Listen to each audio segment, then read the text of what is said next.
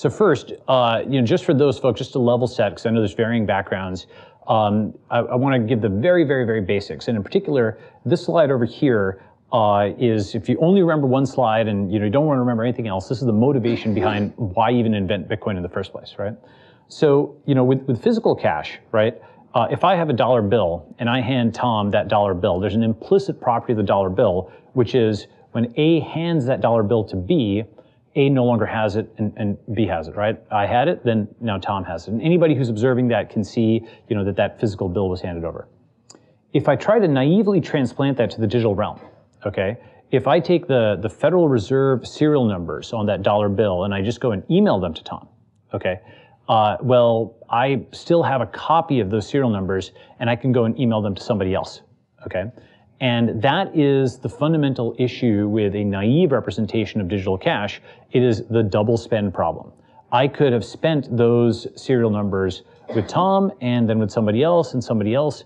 And so simply using serial numbers alone, that's not sufficient for basically scarcity in the digital realm. And so the way that we, until the invention of Bitcoin, the way that we represented digital cash was with a bank, right? Like a centralized actor that we trusted in the middle. And this actor over here is where the scarcity enters the system, right? When A sends money to B digitally, C is trusted to debit A and to credit B, right? So this is where the scarcity enters the equation. And the thing about this is you're putting a lot of trust in C, right? They can debit and credit anybody. They can choose not to debit or credit. They can not, allow a transaction to go through. In extremis, as in 2008, they could print billions of dollars for themselves. So this is something which is, inelegant from a computer science perspective to have a trusted central node if you can avoid it. And so what Satoshi Nakamoto did is he came up with decentralized digital cash. And so essentially this central actor, this bank, was replaced with a network of miners. And any one of those miners could approve that transaction, that debit or credit between A and B.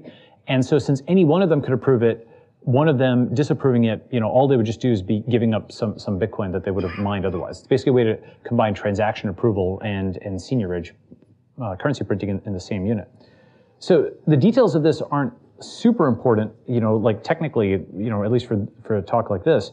But the concept is important, which is we took physical cash, we tried to naively turn it to digital cash. That didn't work, so we had these centralized actors, and Bitcoin dispenses with those centralized actors by having anybody, in theory, who can connect to the internet with sufficient computational power can now approve transactions and push them through.